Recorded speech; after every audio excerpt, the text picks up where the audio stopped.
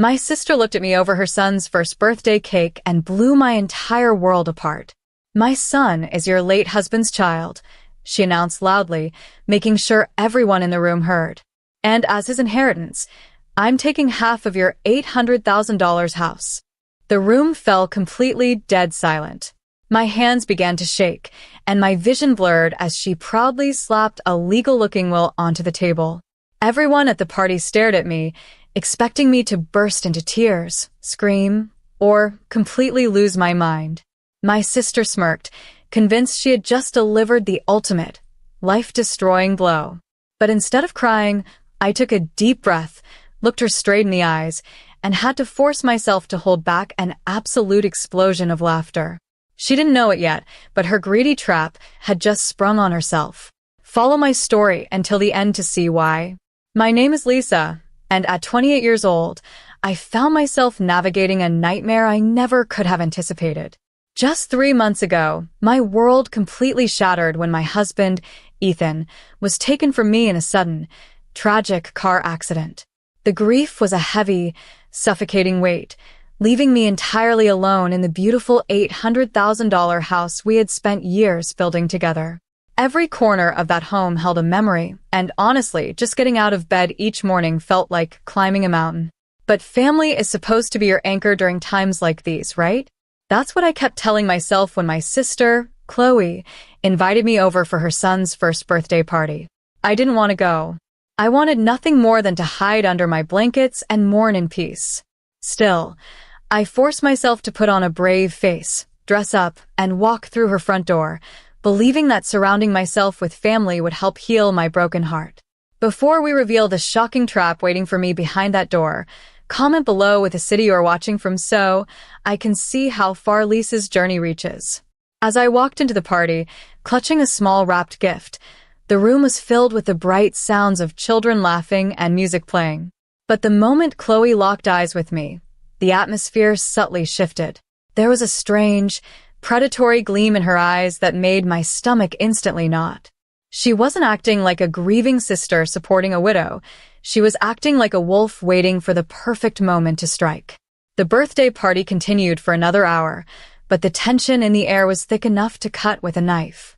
I sat quietly on the edge of the sofa, trying my best to blend into the background, but Chloe kept glancing at me with a smug, knowing smile that made my skin crawl. Finally, it was time to cut the cake. Everyone gathered around the dining table, laughing and taking pictures as my little nephew babbled happily. But the moment the candles were blown out, the celebration took a dark, calculated turn. Chloe stepped to the head of the table and cleared her throat loudly, demanding everyone's attention. The room fell quiet as she looked directly at me, her expression hardening into pure malice. "I have a special announcement to make," she said, her voice echoing in the sudden silence. "My son isn't just my joy, he is the rightful heir to a legacy. My son is my late husband Ethan's child." Gasps rippled through the room.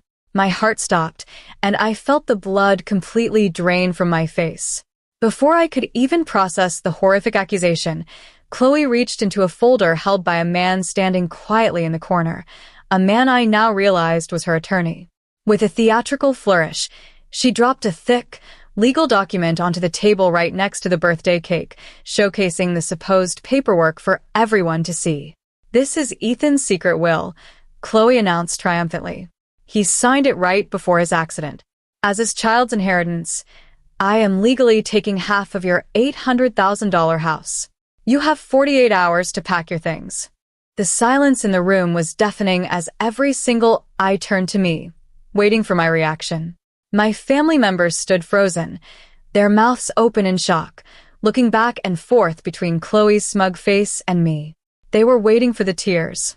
They were waiting for me to scream, deny the allegations, or completely break down over the ultimate betrayal by both my late husband and my own sister.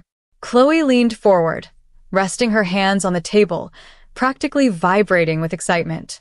She was absolutely certain she had just utterly destroyed me and guaranteed herself a massive payday. I forced my hands to stay steady as I reached across the table and picked up the document. My heart was pounding, but not for the reason Chloe thought. As my eyes scanned the legal-sounding paragraphs, the forged signature, and the official-looking notary stamp, a sudden, overwhelming wave of clarity washed over me. I looked at the exact wording of the claim, and it took every single ounce of my willpower to keep my jaw from dropping.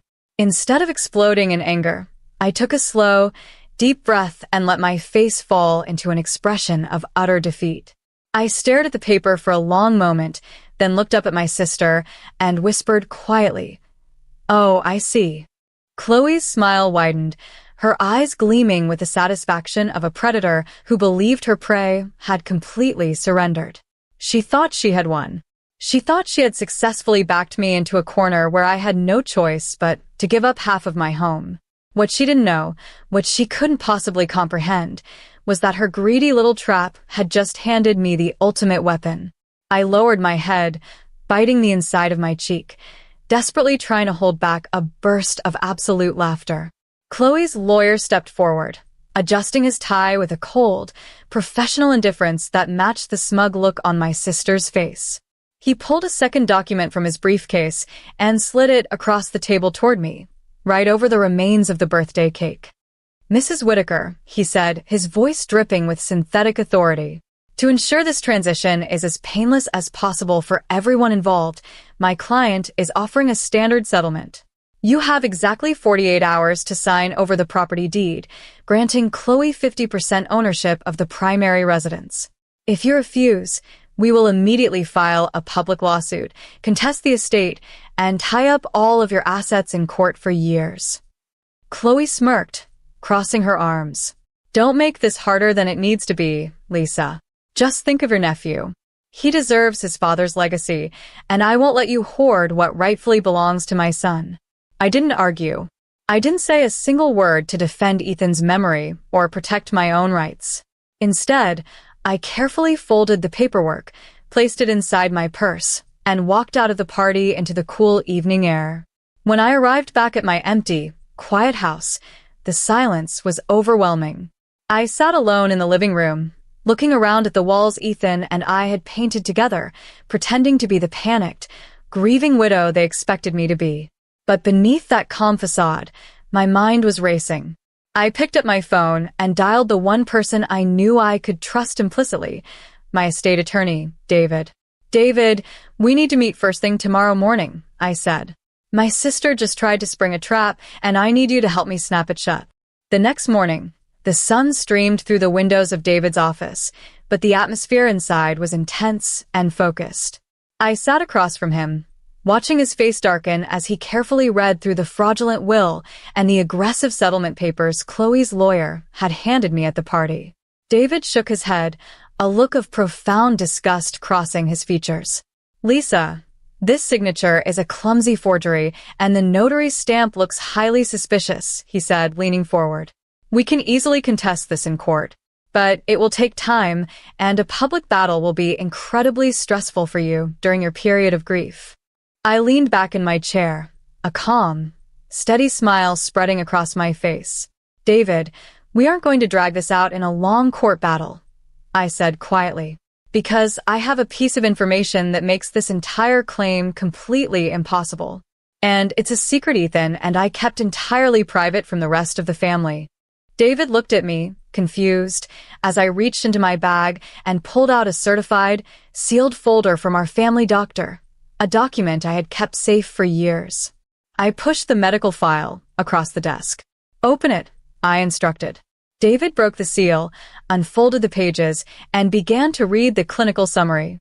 Within seconds, his eyebrows shot up in absolute amazement. The medical records were conclusive and undeniable. 5 years before Ethan and I had even met, he had been diagnosed with absolute, irreversible male infertility. It was physically, biologically impossible for him to ever father a child. Chloe's son could not possibly be Ethan's. My sister had built her entire extortion plot around a massive lie, completely unaware that science would destroy her. The conference room at Morrison and Associates was suffocatingly quiet when I walked in the next morning. Chloe and her attorney were already seated on one side of the long mahogany table, their expressions projecting an air of absolute triumph. Chloe looked at me with a patronizing smirk, while her lawyer smoothly arranged the final property transfer papers right in front of them. My attorney, David, sat quietly by my side, keeping his face perfectly neutral as he placed his briefcase on the table. "We're glad you decided to be reasonable, Lisa," Chloe's lawyer said, sliding the deed modification paperwork across the polished wood toward me. "Signing this now avoids an incredibly messy public court battle that would only bring shame to your late husband's memory. It's best for everyone if we settle this family matter quietly today." I didn't say a single word. Instead, I reached into my purse, took out a pen, and calmly pushed the documents right back toward Chloe. "I think it's only fair that the rightful claimant signs her name first," I said, keeping my voice steady and completely devoid of emotion.